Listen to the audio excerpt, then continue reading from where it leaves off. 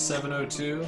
I think most of the folks who submitted songs are here, and we have a few attendees as well who are watching. If you're an attendee, this is a webinar Zoom. In case you've done Zoom meetings, the difference is that only the panelists can show their video and mute and unmute themselves. If you're an attendee, you just get to watch, and we hope you enjoy. You can use the chat function. If you're an attendee, if you want to ask questions or anything like that, we'll be watching that. But the panelists really are the ones here to get feedback on their songs and to talk about songwriting. And to lead the way is our clinician, Sarah Hart, who has written a ton of songs, and a lot of her stuff is found in Roman Catholic hymnals, specifically through OCP, who connected us to Sarah, and so we're grateful for that relationship with OCP, Oregon Catholic Press. So thanks for being here, and take it away. Thank you so much. Well, how's everybody doing? Well, I'm very glad to be with all of you. Thank you. First, I just have to really start by saying thanks everybody for letting me listen to your beautiful music. I always get super nervous about critiquing other people's songs because it makes me nervous when somebody critiques mine. So I'm really grateful for you letting me do that. And that was a blast. It was just a real joy to get to hear everybody's music and kind of hear what you're working on and where you're coming from. And that was fantastic. So thank you for sharing. I thought I'd start tonight by just introducing myself because some of you might have no clue who I am. So I live in Nashville, Tennessee. I've been here for 30 years now, so I've been in this town a long time, longer than where I grew up. I grew up in southeastern Ohio, in Appalachia, and I've been down here for 30 years, and I love it. And I have been, I have a husband that I've been married to, I don't know, I can't remember. It's long time, and at least 25 years. Beyond that, I can't remember. And I have two children. I have two girls. They're both at home right now because of coronavirus. So my oldest daughter is 20, and she did a year of college and then did a year of the Disney College program in Orlando. And then they sent all the college kids home. So she's home right now, headed back to college in fall. And my youngest daughter is going to be a senior in high school. And I've been here so long, and I've been with everybody. I have written for EMI, Capital, Sony BMG, Reunion, Word. I currently write under my own publishing, but also still write for other outside companies and do a lot of writing for OCP. But I'm established enough at this point where I can choose where I want my publishing to go when I write a song. So that's kind of a nice thing. And I do a lot of things. I definitely write church music, and that's my number one thing because I'm also an artist and I travel quite extensively when people are actually traveling and going to concerts again. That's my real life. But I do that quite extensively. So that's mostly church music, but I also write and score children's animations. So I work with Scholastic and Weston Woods and do children's scoring, like animations too. It's so much fun. I can't even tell you. And then I actually write a lot of film and TV music. So I work with a library company here in Nashville, Tennessee, called Human Music, and write tons of just film TV. For lack of better words, they're almost sometimes they're jingles and sometimes they're it's weird what they come up with. They'll call you and say, we need a slot for a Dennis Rodman documentary, but it has to be sad. So, it's, you never know what you're going to get. So I do a lot of that kind of writing as well. And my heart though, is really church music. And that's because I love the church and I love the people of the church. And I feel like all of you will understand this as songwriters, that it's a goal and a dream and a vision to continue to make music for the church that lifts the church and helps the church. And if we've chosen to write church music, it's definitely not about us. It's about the people in the pews and the people of God. And so I really love that. It's been beautiful to do. And I'm very lucky to get to work with OCP. Are there any Catholics here at all? Any of you Catholic? I think I might be the only one. Well, I'll give you an example of some projects that we do. We have, in the church, we have something called antiphons. Does anybody know what antiphons are? They're sort of intonings before a service, okay? In the church, we have 205 of those, and two of my friends and I wrote music for all 205 antiphons, and it's just now coming out. So that's the kind of projects that we are sometimes given to do, by OCP Spirit and Song. So lots of good things going on there. But I would like really to start by kind of asking each of you about you. And what I want to know is maybe, like, of course, your name, what you do, like, do you work for the church specifically, or do you do other things too? And then, like, maybe if you could just kind of tell me your biggest question about songwriting that is hanging over your head and that you'd like answered, because I'd love to have a chance to really dig into some of the questions that you have about anything, songwriting, lyrics, melody, publishing, all of it. I'm here to answer. So just going by my screen, I'd like to start with Drew, because you're the first one up on my screen. So just unmute yourself and tell us all about you. And I'm going to open my door because it's hot. Thank you. My name's Drew. I am a current student at Whitworth University. So if you know Ben Brody, he is my academic advisor, actually, and taught me a class this last semester. Great. So that's how I heard about the Hymn Society, and that's why I'm here this year. Awesome. And so I'm a student. That's what I do. Work a little bit of landscaping here or there. Music is what I'm studying, and music ministry also along with that, but I'm not sure where that will take me. I really enjoy composing, and I enjoy writing poetry, so that's why I'm here. And the biggest question, I don't know if there's one really overarching question. I just realized that I'm barely starting out, and I'm not even sure what questions to ask yet half the time. Okay, I gotcha. Wonderful. Thank you, Drew. Okay, I'm going to move on to Gloria, who is next on my screen. Hi, I'm Gloria. I am a music minister at a church plant. It's with the United Methodist Church. And I've also recorded some of my own music independently, and just trying to figure out my path with. I do love songwriting, and I think I want to work for the church, but I guess yeah, I'm just figuring it out. And one question I had was, I think being a woman of color and trying to do church music, there are some barriers I have to face, especially if I want to try to get into the music industry. So I don't know if you have any advice, or if I should just pursue independent publishing that I have been doing. If you could speak to that, that'd be great. Great question. Great question. Okay, thank you so much, Gloria. That's awesome. Awesome. Okay, next I've got Carl. Hi, Carl. There we go. Hi, everybody. I'm Carl Ashley. I'm minister of music in a Baptist church in Goldsboro, North Carolina. Oh, I love Goldsboro. Yes. Oh, you've been there? Yeah. Oh, very good. Let's see. My biggest question, I guess, would be, I've written a ton of things, a ton of hymns, and I never know where to send them.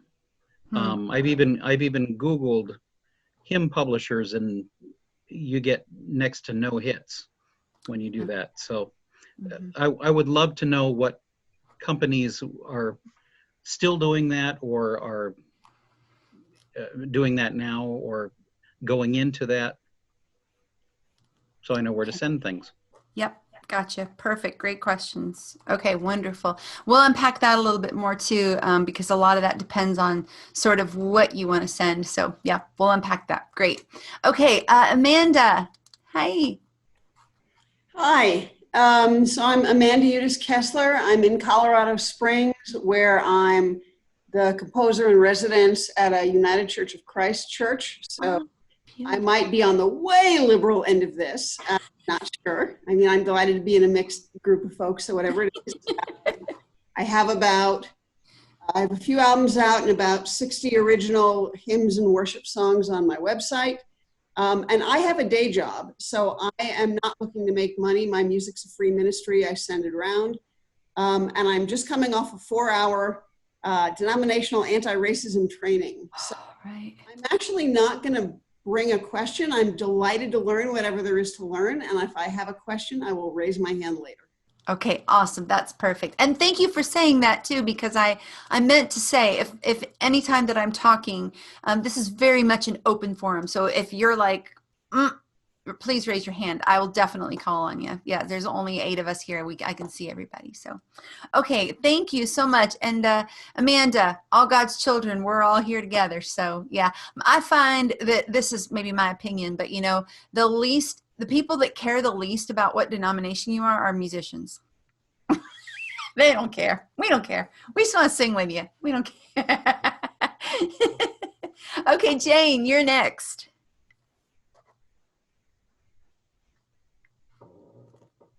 You have to yeah, there you go. We got you. Okay. Hi. I'm on Manitoulin Island, which is in the middle of Lake Huron in Northern Ontario, Canada. Beautiful. And right now I'm serving in a small independent congregation. I also direct a community choir, and I do music lessons. I play a little bit of Celtic harp, and I'm fortunate that I don't have to support myself entirely from what I do. I've written some hymns that have been published, and I've written some choir pieces that have been published. And the song I sent you is outside of my box because I wanted to do something for my congregation that was not a traditional hymn. And I find that song form that relies on soloists or your choir makes the congregation an audience, and they like to participate. And so the bumps in my song are about how do I take a form and make it not boring, but make it fun to participate in. Okay. That's my question. The things that are outside the box, how do I make those things participatory? Okay, gotcha. Yeah, I think I know your question. So you're saying more like for your choir, the things that fall a little bit outside of like what you would call a hymn, just how do you kind of engage other people to sing that? Yes, because Okay. the choir will sing it, but to bring the congregation in, it has to be comfortable, but it can't be so simple that it's not fun. Mm-hmm. Okay, I think I hear your question there. Okay, great. Thank you so much. That's awesome. Awesome. Okay, and last but not least, Wesley, I've got you.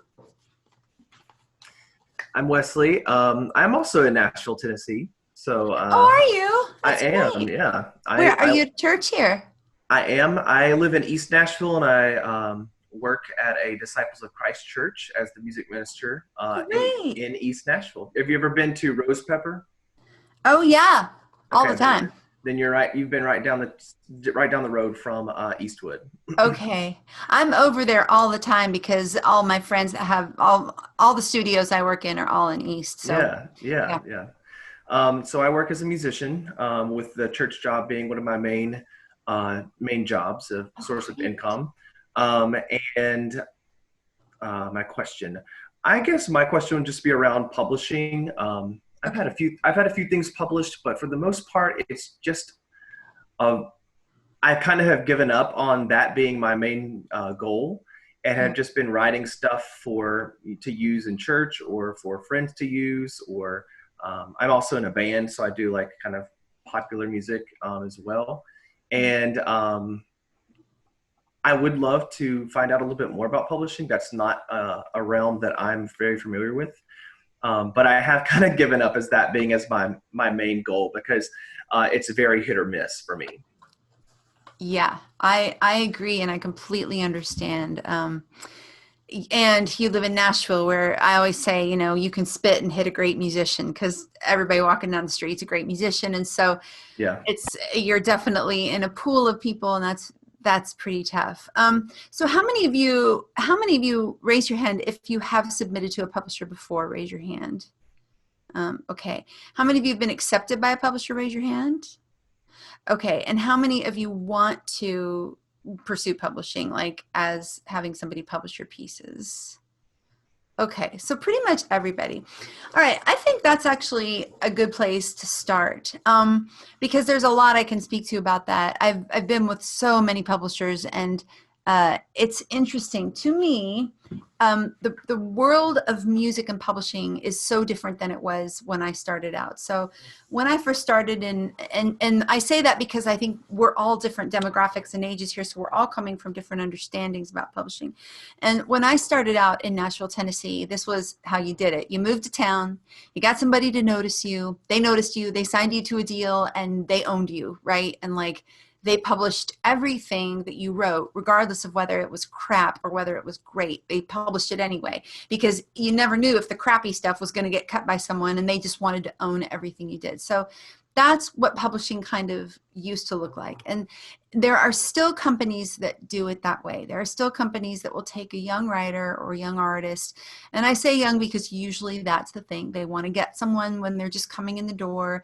And unfortunately, the reason for that is sometimes they can take advantage of somebody, right? When they're young, it's a little easier to take advantage of somebody, and also to mold them how they want them to be, which is good and bad. I mean, there are good and bad things about it. The good thing is if you sign that way, you can provide for yourself. The bad thing is you might end up becoming somebody that you're not. And that's a real danger for our young artists, I think, and our young writers. So those of you that are in the under 30 age bracket, you know, that's going to really apply to you, to be careful about making sure you stay true to who you are and what you want to write, and not what somebody else tells you to do. So what I tell people about getting with a publisher is kind of this, and nobody likes to hear this advice, but this is always my advice. And I say it with the greatest love, because I was a writer who was just starting out once too, and some of you are more established than others, but especially for those who are starting out, I thought everything I wrote was awesome, and I wanted everybody to publish everything I did because I was awesome. And I sat down with somebody once, and they said something to me that I've never forgotten, and it was a publisher here in town, and they basically said, you know, Sarah, I think you have a lot of promise and a lot of talent. How many songs have you written? You know, and at that time I'd written maybe 20. I was like, oh, 20. And he said, come back to me when you've written 50. And the reason I think that's important is because when we start writing, like just even writing the first 5 or 10 pieces of our life is hard. It's like hard to get over that first hump. Once we get over that, then we start writing a little bit more prolifically. But then sometimes we can fall into even this little bit of laziness thing. And I say that because I know it's happened to me. So staying on top of ourselves as a really great writer is kind of key. Publishers are going to be looking, they want you to bring like the best of 50 songs. They don't want you to bring the 10 songs you've written. If you've written 10 songs, don't bring 10 songs to a publisher. Bring 1 or 2 that are great. Always whittle it down. So write 50 and choose 10, and of those 10, make a demo of 3. That kind of thing is what you want to do. And I think too that I cannot emphasize this enough, and I'm sad because it's going to be kind of a hard thing for writers the next year and a half or 2, as long as we're dealing with coronavirus. But I am still a girl who believes in the CD or the demo and handing it to someone in person. And the reason I say it is because publishers get flooded with email that I promise you they will never open. If they do not know you, if they do not know your name, you send them an email, they're likely not going to respond. Even I'm just a, piddly little songwriter in Nashville, Tennessee, but I have a clause that I cannot take unsolicited material for fear of, if I write a song that sounds like something somebody sent me, they could sue me. So, so there's this huge wall of protection that people have right now. There's absolutely no substitute for being at a convention, walking up to a booth of publishers and shaking a hand and saying, hello, I am so-and-so. This is my music. Now, again, that's really hard right now because I don't know how anybody is supposed to do that. But when things start going back to normal, that is my recommendation. Write your songs, whittle them down to your best songs, your very best ones that you're the proudest of. Go to a convention like Hymn Society, NPM. I'm thinking of like, any of the Focus or Seek conferences, there's a huge one in LA for Catholics called LA Congress. There are tons of evangelical, Southern Baptist Convention, anything you go to, be prepared to give somebody some physical something and to shake their hand. And that just goes such a long way. And I honestly can say to you that the reason I signed at OCP was because I went to their booth and I shook a hand with someone and they said, we know who you are. Do you want to come make a record? And I was like, yes. And that was how it happened. Like quite literally, that's how it happened.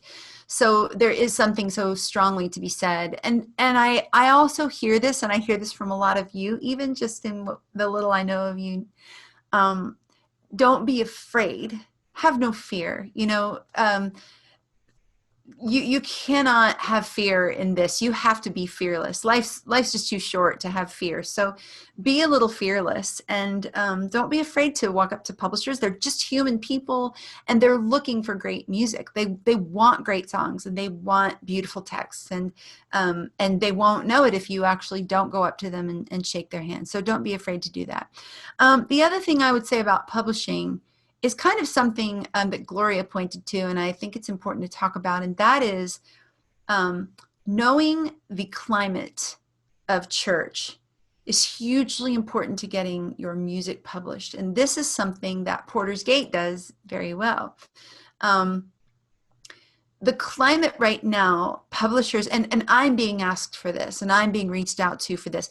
Can you please write songs about social justice? Can you please write songs about racism? Can you please write songs about the oppressed? Can you please write songs about immigration? Can you please write songs about equality?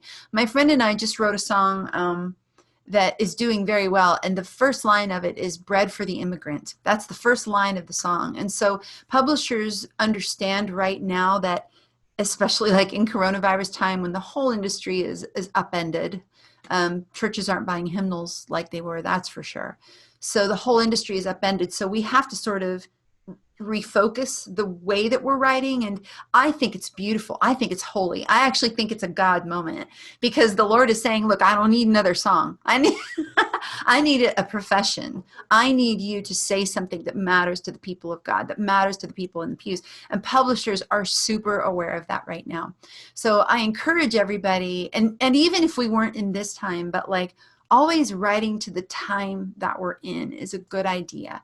Writing themes, like right now, things that would be big are themes of, lifting the oppressed, themes of comfort, because we all are freaking out and have tons of anxiety. So somebody, who was it that sent the one about the shepherd? I am the shepherd.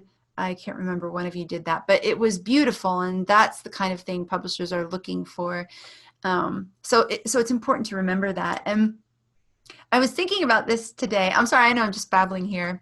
Please feel free to raise your hand if you've got a question. I was thinking about this today, this concept of like writing to what is happening in our world, because two of my very favorite hymns of all time, and I know it sounds trite, but Amazing Grace is one of my favorite hymns of all time. And it was because this gentleman was discovering he didn't want to own slaves, and that slavery was wrong, and he was being convicted about slavery. And that's how that song came to be written. So it was really written to that theme of, I'm done with oppressing people, right? And then I was thinking about It Is Well by Horatio Spafford, which is one of my favorites. And he wrote that out of a circumstance. 5 of his children died within a year. So he wrote that out of an experience. And I think that is the kind of thing that publishers are looking for right now. We are going to get back to a time eventually, I think, where hymn writing, in terms of like just writing very much vertical, or even vertical worship, is going to be a big deal. But I really think that writing to what's happening is more important as a church right now. And publishers, I know, are looking for that. And I want to say one other quick question about copyright, just because copyright and publishing kind of go hand in hand. And I encourage all of you who are writing, make sure that you date everything and keep backup files on everything that you do. If I've learned anything in 30 years of doing it, it is that you never know what's going to happen with the song of yours. You never know. You could be just sitting in your office one day, and the next, somebody's contacting you from the presidential campaign and wants to play it at a church service. So I say that because it's very important for you to protect your work. So always date everything. Keep it in your computer, back it up somewhere. And if you feel really nervous about it, you don't have to copyright it. Just send it to yourself in a letter and make sure you seal it and tape it, and then it's dated, and you've got protection. But make sure that you're always protected. Does anybody have any other like specific questions about publishers? Somebody asked about some publishers. For which publishers? Okay, Carl did. Carl, I definitely want to point you to the choral division of EMI CCMG. They're worth looking up. They have a beautiful choral division that's kind of hidden. Like, not a lot of people know about it. It's a very tight-knit community, but it helps that you've already been published. So you could certainly reach out to them. I would definitely pick up the phone and call. Personally, I would not yell, send email. I just pick up the phone and call the company, and see if you can get on the phone with someone. But they're one that I really like. Have you looked into, see, this is kind of different because I don't know, if I remember correctly, you write some choral stuff, right? Is that correct, Carl? Yeah. So you might want to contact like J.W. Pepper. They're a great choral company, and they will actually allow you, I think, in some part to self-publish through them, which is kind of a neat thing. There are companies that do that. So I would look into J.W. Pepper. And then actually Word Music here in Nashville has a really lovely choral division as well. I think that would be a fantastic place. Yeah, go ahead. I'm sorry. I submitted one of my choral pieces to Word, I don't know how many years ago. Got a letter back from them that basically said, your name is not Don Moen, so we're not interested. Mm-hmm. So I'm not sure how to approach that. So, well, let me tell you, I will say this, and this is pretty common knowledge, I would say. Publishers right now, they want great songs. They need great songs. The music industry is not what it is, and so it's a little bit different day. That day of we can just be a boys club and not welcome anybody in is kind of going away a little bit, because they really need great songs. So I would try it again if it were me, and that's been several years ago. I might try that again. I also would not, honestly, I know you're Baptist, but I wouldn't ignore places like Cokesbury, or, you know what I mean? Like, or I would look into maybe like the, who's the Lutheran? Augsburg Fortress, you know, I wouldn't hesitate, or even OCP or GIA. I wouldn't hesitate to go outside of denomination, because all of us sing hymns and all of us love hymns. And so I wouldn't hesitate to look there. Yeah. And for those of you, how many of you write what I would consider like worship music, like praise and worship music? Raise your hand if you write that kind of thing. Okay. Yeah. So, so praise and worship music is a little bit different. We're in a weird day, I think, with praise and worship music. In some sense, I live in Nashville. Wesley, maybe you could speak to this too. In some sense, there's a move away from praise and worship into sort of a more liturgical approach to praise and worship. Would you say that's right, Wesley? We at Eastwood, we don't do a ton of contemporary music, but what I've seen is like a lot of communities of faith like writing their own stuff. Yes. And so that's what we've been doing. We've been writing some things that sound contemporary, but are still very like hymn-esque. Yeah. I've seen that a lot more than, but we're pretty low church at Eastwood. So we bring in some liturgical elements, but it's not usually in our work, in our music. Well, I think that's absolutely fantastic. And there are two reasons I think that's fantastic. One, there's no better place to write to than the body of believers that are right around you. And so you know your parish, you know your people, you know their needs, their struggles, their thoughts, like you know where you are. And so that is brilliant. Like that's great that you know. And I'm remembering your song, and I can tell that your church is a very welcoming, loving, open church. And so you're speaking to that need, and that's why that's unique and wonderful. But the other reason is because so many good songs come out of that collaborative effort, and yours is definitely one that I would say continue to work collaboratively and write 40 songs.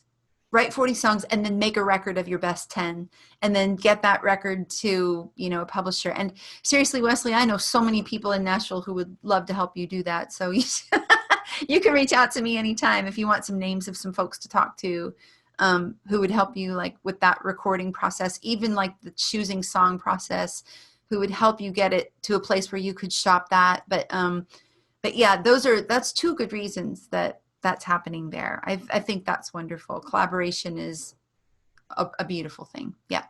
Does anybody else have like a specific or any question about publishing or copyright? Yes, Wesley. So working as a musician, well, part of my income comes from doing like custom arrangements for schools. Oh. Mostly like show choirs, because all the folks that I graduated with are all choral directors, mostly in Alabama and Georgia. And so I do custom show choir arrangements for them. And back to the question around dating the stuff that we work on. We used to go through this company called Tresana or something like that, and they would acquire all of the rights and the copyrights for us. And the school would just pay, I think, like, a certain amount of money per song, depending on how popular it was. Mm-hmm. And then that would cover our ability to make an arrangement of it. And Tresana lost to this huge lawsuit last year. And so this year we don't have to go through them. And so I'm trying to cover myself and be authentic and be fair to the songwriters and the composers who wrote this music as well. Do you have any, like, since we're talking about copyright, do you have any like suggestions on how to best do that? That is such a great question. I know very little about the show choir publishers. Have you done some research on some of the, and I'm not even sure I would say publisher as much as I would say distributor. Have you done research on that? No, because I haven't had to, because Tresana took care of everything. All we did was submit the request, and then they would track down, Martina McBride's people or whoever to say, hey, can we do a arrangement of In My Daughter's Eyes or something like that? Okay.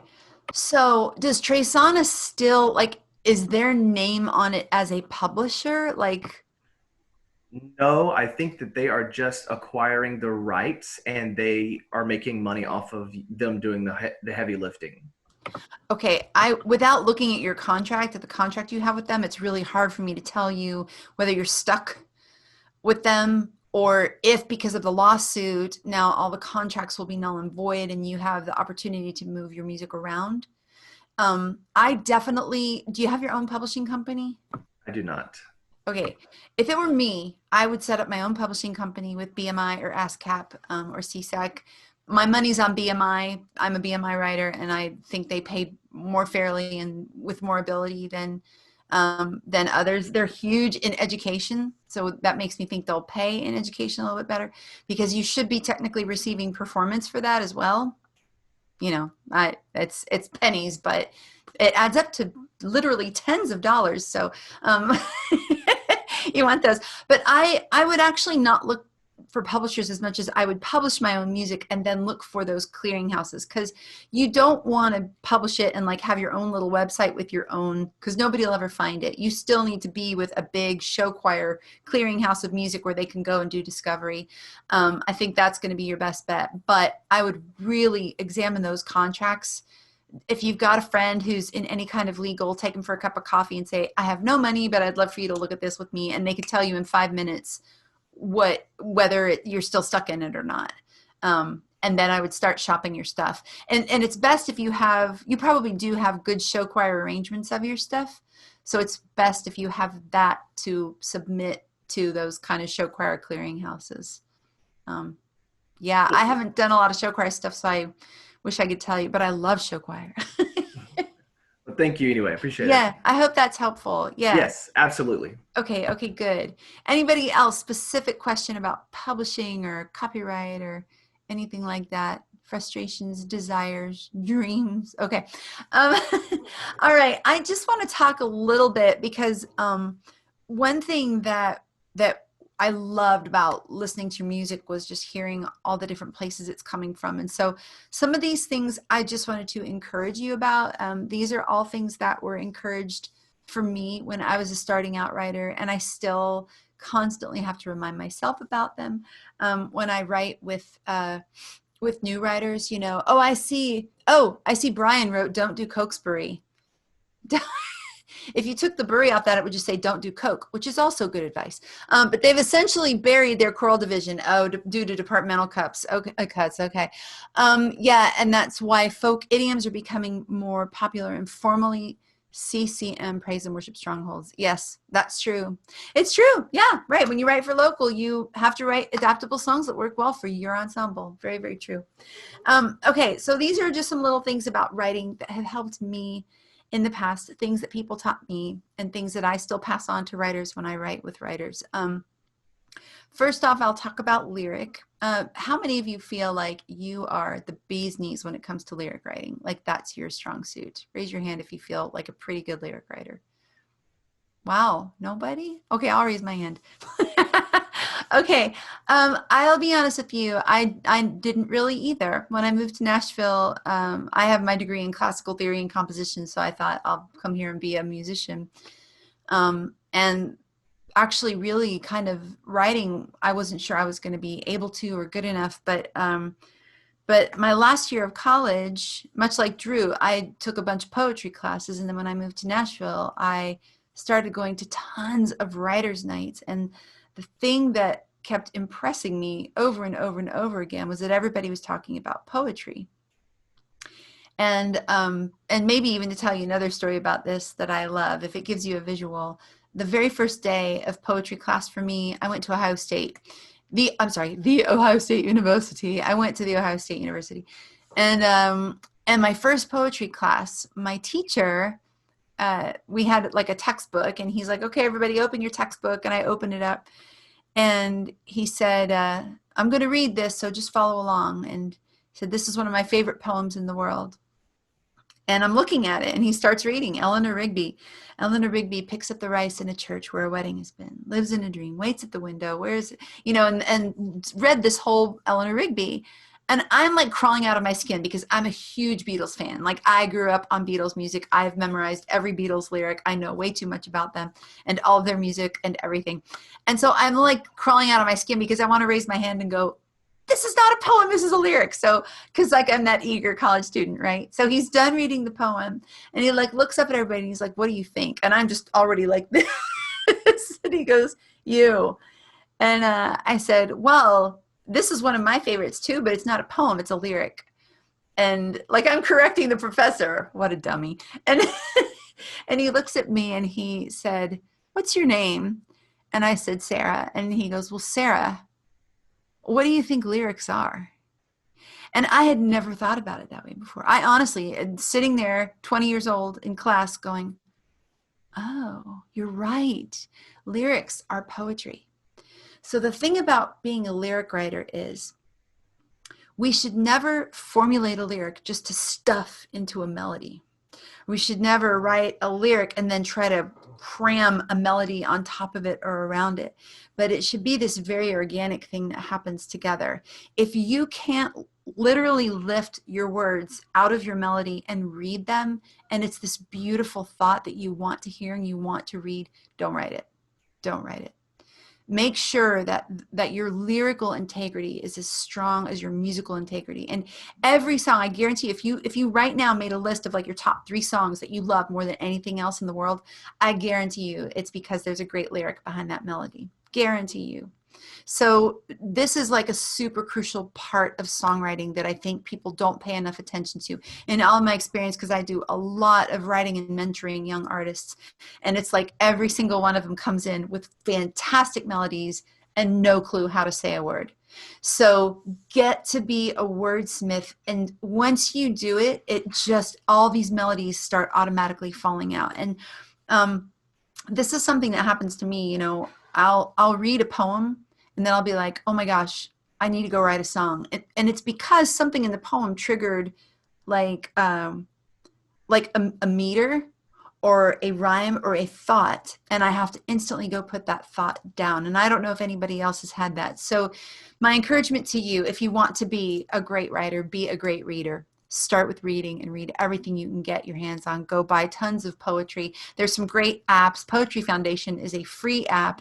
You can spin the wheel and read a million poems about everything. But once that happens, like once you really start reading a bunch of poetry, it changes your vocabulary and it changes your thoughts on meter, which is huge. Because as a songwriter, we all get kind of buried in these metrical things we think we're supposed to write. That's a very freeing thing. Does anybody have any experience with like poetry or reading it, or have you done those kind of exercises before? Yeah, okay. I really encourage you to do that. And again, that's my good advice, and it is next time you write a song, lift the lyric off the page and just read the lyric. Make sure you want to read it. Make sure it's something that makes sense that you want to read. And you know, when I submit to my publisher my music, everybody laughs at me for this. The one thing I hate, and it's because I'm lazy, I know, I hate transcription. I don't do it. I hate it. It's my nemesis. So when I send music to my publisher, I literally just send myself singing into my iPhone, playing piano or guitar, and a lyric sheet. That's all they get.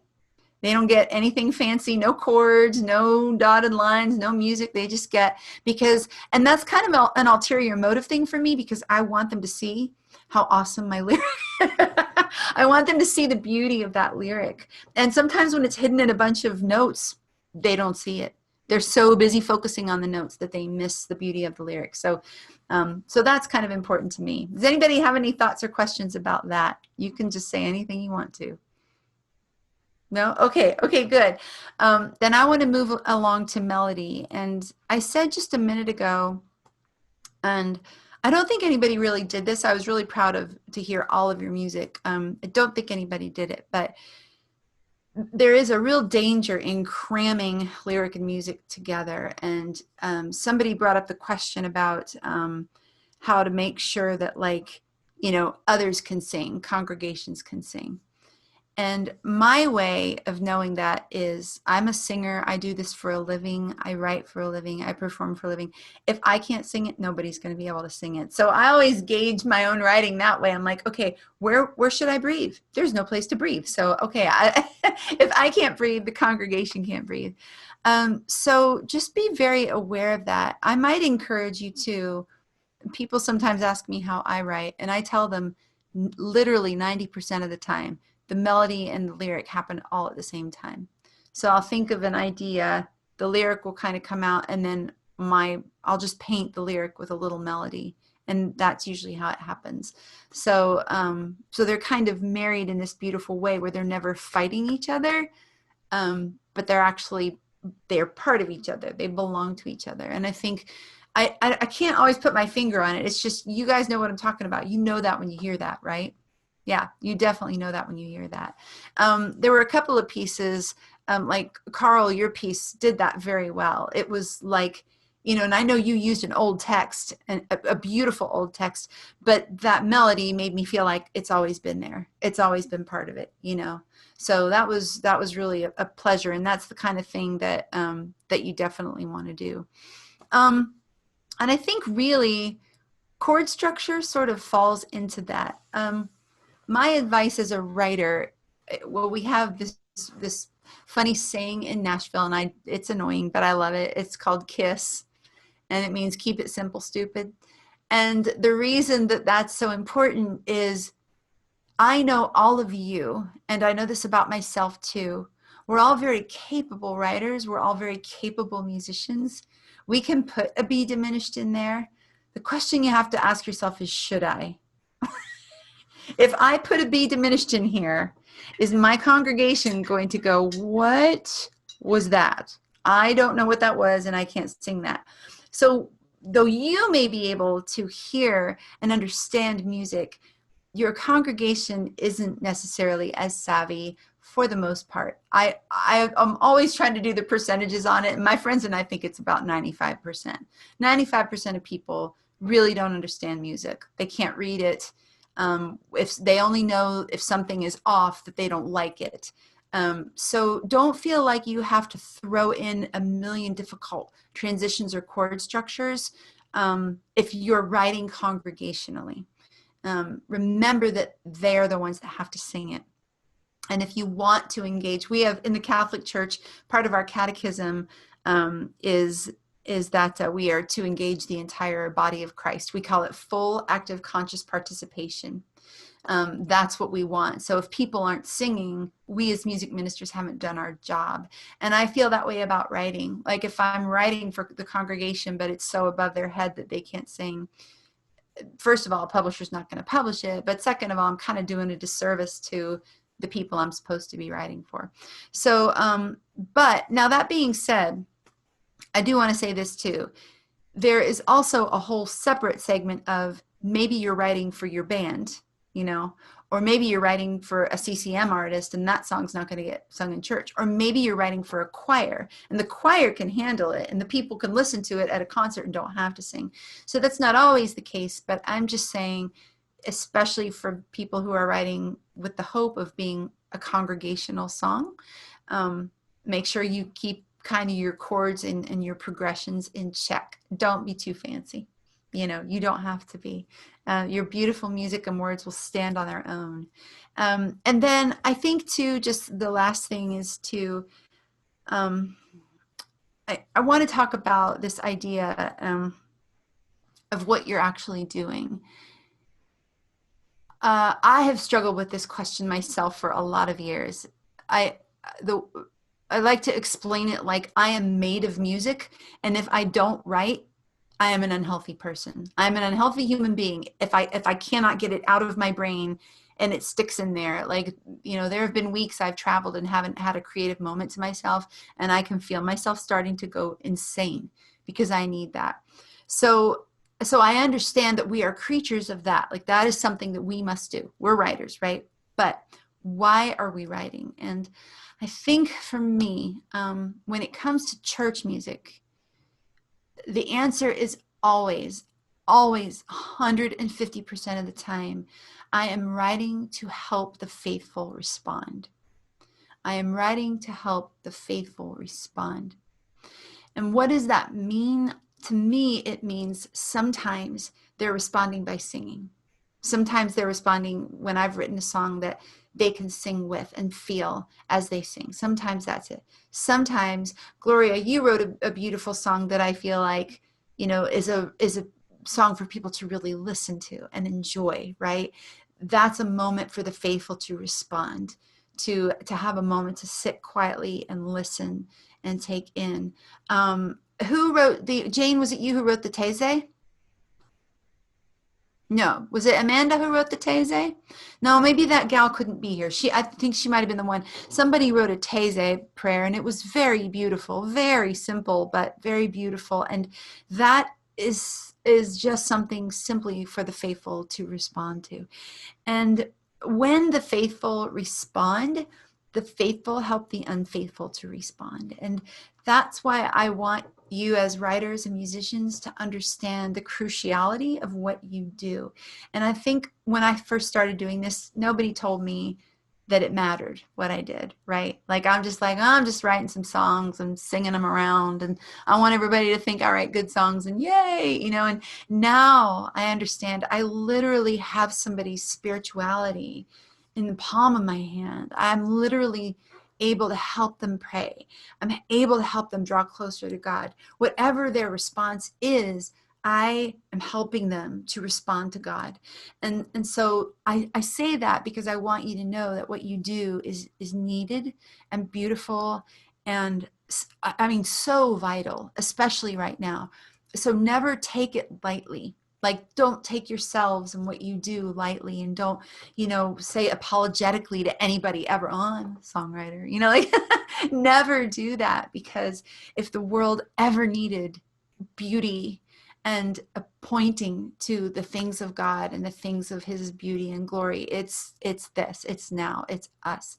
And your songs are doing that, and your music is doing that, and we're doing that with our lives. So just keep writing to help the faithful, I think, respond. Does that help you? I hope that helps you. I want to just a couple of these questions, just address them really quickly. Gloria, I love your question. And I want to say my first thought when you said, I feel challenged as a woman of color, my first thought was, write about it. Tell your truth. Like, don't be afraid to tell your truth to the body of Christ. Write a song about what it feels like to be oppressed. You know, I'm a woman in the Catholic Church, for God's sakes. I've felt this one. Like, I totally know. And I've found a way around it and a way to deal with it and a way to write about it that is good for my soul and good to, again, help the faithful to respond. So definitely write about it. And do it unapologetically. You be you unapologetically. And I know those barriers. Another way that I think I've felt the barrier is when I first moved to Nashville, I wanted to write Christian music. I mean, that's all I really wanted to do, is write and perform Christian music. And every place I went, they said, we love you. We love your writing. You're super talented, but you're too Catholic. So I dealt with those prejudices very early on. So there's always going to be something in your way. There's always going to be, and I don't care if you're white, black, rich, poor, man, woman, whatever, you know, there's always going to be something in your way. But to write to it and to wrestle with it internally and to deal with it on the page is, I think, going to be what sets you apart. So don't be afraid of that. You know, we need more great songs about raising up the entire body of Christ and what that looks like. So I want to also address, let's see, Amanda, I just want to say, I'm very intrigued that you're a composer in residence and I want to be you when I grow up. That sounds so cool. I love that. I think that's so neat. Well, thank you. What it has meant, though, the reason it happened is just that I'm at a congregation where where my pastor and I are both kind of out on the edge of things, yeah, doctrinally, and so we're a really good fit. So she says, you know, I love a Palm Sunday piece based on the book The Last Week by Borg and Croson. So I have a Palm Sunday piece called Two Processions. It's based on the book. That's fantastic. It'll never sell. It'll never sell, but it's on my website. But Some people have used it. But listen, okay, so you know why I love that story? Because this is another thing. You know, I just talked about writing to help the faithful to respond. This is something else people don't, they take it for granted. I do not. Like, I always am calling my publisher constantly. They're so sick of hearing from me. And I'm like, what are the holes? What are the holes we have? Every 3 months. What are the holes? You know, like, and last year it was like, man, all our Ash Wednesday songs were terrible. I'm like, great, I'm going to write an Ash Wednesday song. So I did. So always be looking for the things that the church needs. You know, you can look through your hymnal and say, okay, there's like 5 funeral songs and they're all from the 1800s. You know, so like anything that feels like there's a need, right to that too. That's something you should do. So I love that you tell that story. And Jane, I wanted to encourage you, your small congregation, when you say small, how small?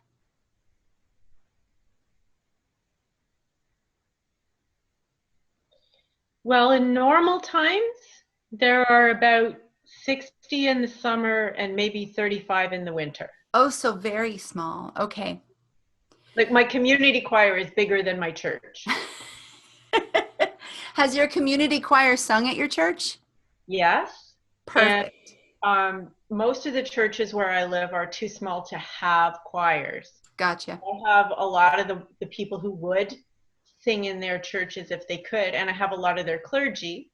Mhm. And then I have a lot of the people who don't feel welcome in church but want to sing spiritual music. So about half of what we sing is sacred of some kind. Oh, I love But that. that's a very interesting thing to be doing, because sometimes it feels more pastoral than musician-like.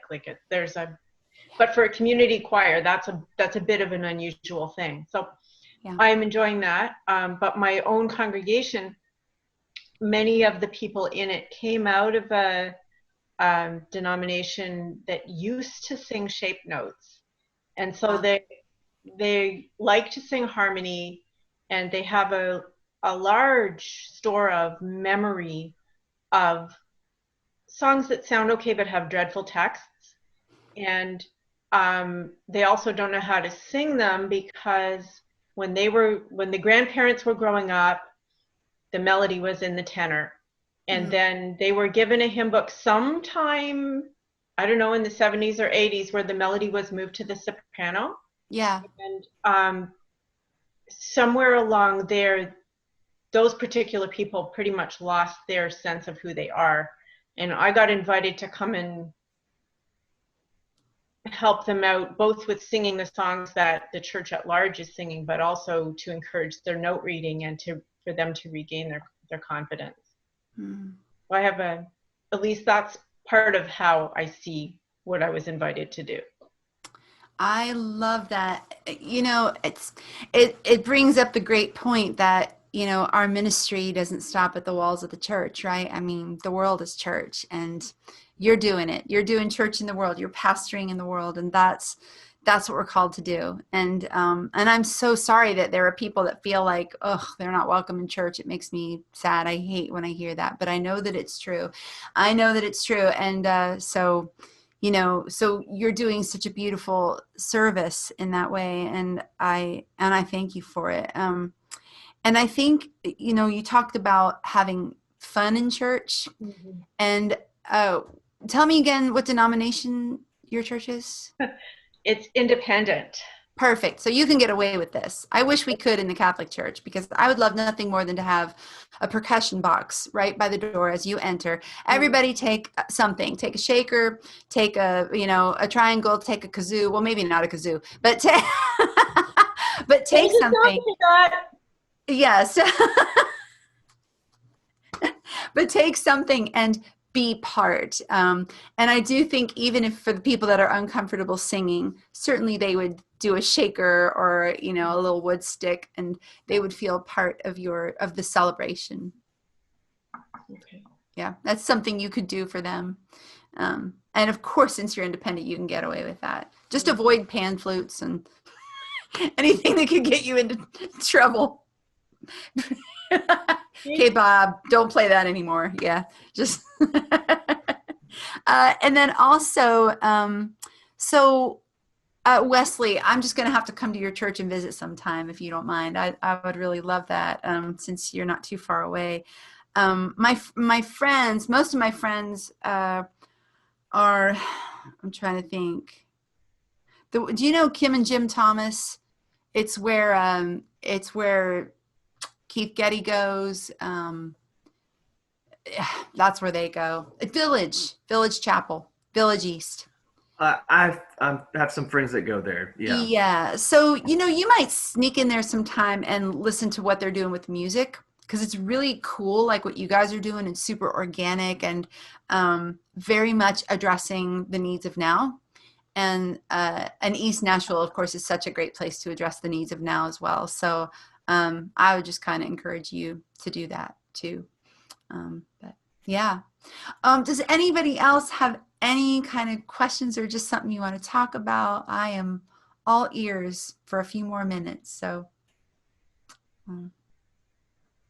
nobody? Yeah. Um, Yes. Sarah, have you ever worked for a church? Or do you just write generally? Like, Yes. It's tricky. I have worked for the church. I worked for my church as a teenager and then in college as a musician. And then when I moved to Nashville, I haven't ever worked for the church again. But I'm an itinerant minister. So usually like when before coronavirus hit, I was on the road about 3 weekends a month. And I visit other churches. So like I might be in North Carolina one Sunday and then Los Angeles the next Sunday. So I never really have time to be at my own parish. I've done some things at my parish, like at Easter and Christmas when travel season is low, but normally no. Just I'm not afforded the time because of travels. Yeah. but when you write congregational music, like, do you have a specific audience in mind, or like, how do you write if you don't work for a specific church? That's a great question. So all I can say is that for me now, I've just gotten really good at perceiving need and listening to the needs of the faithful. And because I'm Catholic, I find that the themes are often very similar. We're a very social justice kind of church. We also are a very ancient and new kind of church. So there are a lot of like specifics that I am privy to, I guess. And as much as I travel, like, for example, I'll be in Edmonton, Canada, then go to Florida, then go to Washington, and the church is different but the same everywhere. It's almost like the cultures are different, the people are different, the needs are the same. And so I've really been able to pick up on that. So I can kind of write to what I see the needs being. We actually just had unfortunately a couple of weeks ago a huge scandal in our music world that rocked us to the core. And so now everybody's writing to, subjects of oppression and violence and abuse, and like we are hitting it head on. And so I think I'm just privy to it because of the church I belong to, maybe is the best way I can say that. Yeah. And it's tough. My congregation, the Catholic Church, you kind of go in what your neighborhood is. Like they cordon you off into your neighborhood, and you're supposed to go to basically your neighborhood church. And mine is very wealthy and very white, and so I wouldn't get a lot from my personal church. I have to go visit. I have to go everywhere and see the whole church for me to be able to be a good writer. I think I would probably suffer as a writer if I were just at my parish, if that makes sense. I would be writing to something very finite. So for me, it's probably better that I travel. Thank you. Yeah, yeah. Sarah, how receptive would you say that OCP or GIA or any of those would be to non-Catholic submissions? Very receptive. Okay. Very. And again, that's a thing of get to know somebody who writes for it, or get to know somebody who works for them. But they, it's funny, like people think I get asked this a lot because I live in Nashville. Are you a Catholic or a Christian? And I'm like, yes. I don't know how to answer that. So yes. But the theologies, there are a few theologies that are different, but overall the overriding theologies are the same, so I do not think they really don't care. For example, we have a lot published by Marty Haugen, who's a Lutheran, which is basically Catholic light, but still he's a Lutheran, and we publish a lot of older things that were written by Baptists or other Protestants. We have some Presbyterian that is so. And our new publication called Choose Christ. I'm going to show it to you. Hang on a second. This new publication actually this is our newest missal, and it's an annual subscription. And it's full of like worship songs, like popular CCLI titles. So there are some of those. So no, I think they're very open. My publisher is all about, is it Christocentric? Is it congregational? Is it good and theologically sound? Those are their parameters. So as long as it's those things, they don't care. They really don't. I promise you. Yeah. Good music is good music, and good music about God is good music about God. And if it helps the faithful to respond, you know, that's it. But great question. Yeah. And I don't know how open the other publishers are to like Catholics. I don't know how that reverse works, but I can tell you that I wrote for EMI for years, and I've written for Word, and I've written for Sony BMG. So I don't think they care about writers. Artists, they care, but writers, not so much. So yeah. Anybody else? Now's your chance. Yeah, Yes. we talked about complexity in the music earlier and how to judge, like, is this going to be distractingly complex? But then there's the lyrical side too. Sure. But sometimes I struggle with that, knowing if a metaphor that makes a lot of sense to me is for other people, or if it's really not good for a congregational song. Right. And so I know the obvious thing is to just share my metaphor with a bunch of people and see if it makes sense to them. But is there anything else in Yes. that area of sorting through metaphors, especially because you can get a really complex metaphor that is cool, but then if it's distracting or goes over someone's head, it's not helpful. Agreed. Okay, two things for you. Number one, you have the great gift of poetry, so just keep reading it. But I encourage you to read some modern poetry because it's much more conversational. So with even modern hymnody, conversational is kind of the name of the game. You don't have to be too high church. You can be very conversational. The second thing is you have this great gift, Drew. You're at a university and you have a professor. And so instead of like even involving a bunch of people, just take time and go say, hey, professor, I wrote this lyric. Could you look at it and help me make it understandable, conversational, make sure that I'm kind of what I need to do. They won't take any co-writing credit. They'll just help you kind of massage that to make sure that it's cohesive, understandable, down to earth. And it's free, basically. Well, you're paying for college, but I mean, but that's what they're there for. And professors love that stuff. So I highly recommend that. Or even if there's another friend that you know that also writes, and you can just show it to them and say, is there anything weird here? Is there anything you don't understand? I think that's the thing to do. But always I believe with modern hymnody, sort of conversational is better. I mean, how many of you, just as an example, how many of you still read the King James version of the Bible? Right. So that's the thing. I mean, we have to be conversational and modern in our approach to lyric as well, just so that we're here to help the people understand. And yeah, does that make sense? Yeah. Okay. Yeah, great question. I loved your lyrics, and I appreciated that you worked so hard on those, and I think you're really onto something. Your lyrics were super good. I remember that. So, but yeah, the metaphors I know, because I'm super poetic too, and I'm just like la la la la la. My publishers are always coming back going, Sarah, you can't say that.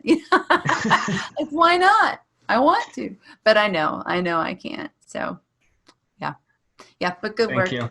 You all did great work. I was really happy. I've done this before at a couple of Catholic things, and it's been difficult. So you made my job super easy. It was really, really beautiful. So yeah, and please feel free. I'm Sarah Hart Music Official on Facebook.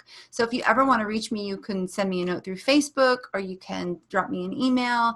You have my email now. I would be happy to answer any questions for you. The only thing I can't do is like take songs, because I seriously will get in trouble. But I could help you, lead you to places if you need more guidance or questions or anything like that. Yeah. Anybody else have anything to say or ask or say to each other? Okay. Hey, this has been so wonderful, and I've had a great time, and there's nothing other than my kids. There's nothing I love to talk about more than songwriting. So next time we'll talk about my kids for an hour, and And thank you. Everybody give a hands up for Brian too, for his amazing organization of this virtual event that must have been impossible. Yeah, thank you. And actually, I was going to say on behalf of the Hymn Society, thank you, Sarah, for doing this. This was the third out of our 3 live colloquiums. They'll be archived for our other conference registrants. If you haven't checked out the other sectional that Sarah led, that's already live on our sectionals list. So if you're a full conference registrant, all of our panelists are, and anyone who's watching this should be, check that out as well. It's a wonderful, I think it's about, 50 minutes going through newer contemporary songs that work well. Mm-hmm. And so check that out. And I'll see you in about a week and a few days when the conference starts. Yes, thank you, everybody. God bless you, and have a beautiful night, and keep writing. Keep the faith and keep writing, okay? See y'all later. Thanks. Thank you. Bye-bye. Thank you.